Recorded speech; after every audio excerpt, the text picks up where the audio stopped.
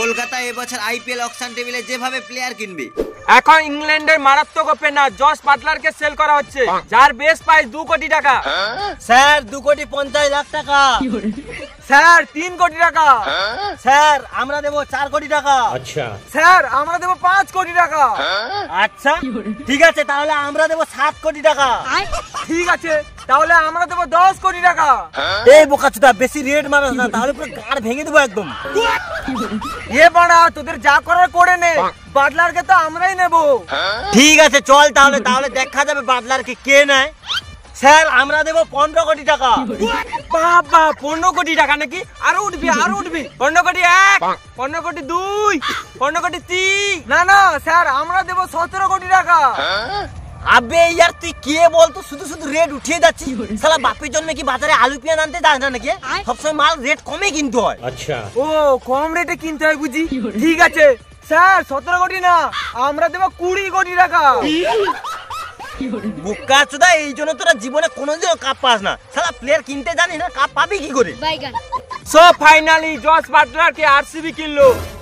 দূর, আমাদের কি জস বাটলারকে লাগতো নাকি বল? বাল আমরা স্টার প্লেয়ার কিনি না, আমরা তো স্টার প্লেয়ার তৈরি করি। এখন আরো একজন মারাত্মক উইকেট কিপার ঋষভ পান্থকে সেল করা হচ্ছে, যার বেস প্রাইস 5 কোটি টাকা। না না, ঋষভ পান্থকে আমাদের লাগবে, যে করে ও কিনতেই হবে। আচ্ছা। শালা ওকে ক্যাপ্টেন বানাতে হবে। ঋষভ পান্থকে আমরা দেবো 7 কোটি টাকা। এই ঋষভ পান্থকে কিন্তু আমাদের লাগবে, ধোনির পর উইকেট কিপার করতে তো হবে নাকি? আচ্ছা। স্যার আমরা দেবো 8 কোটি টাকা। স্যার 10 কোটি। স্যার 12 কোটি। বাবা গুড, 12 কোটি টাকা নাকি? আরো উঠবি, আরো উঠবি। 12 কোটি 1, 12 কোটি 2, 12 কোটি। না না, আমাদের হাত ছাড়া করলে হবে না, আমাদের নিতেই হবে। স্যার 15 কোটি টাকা। 18 কোটি টাকা। স্যার 20 কোটি। 20 কোটি 1, 20 কোটি 2, 20 কোটি 3। যাই হোক, ঋষভ পান্থ এখন কেকেআরের। ইয়েস ইয়েস ইয়েস ইয়েস, শালা আমাদের থেকে আবার নেবে। যাই হোক, ক্যাপ্টেন হয়ে গেল আমাদের, ঠিক আছে।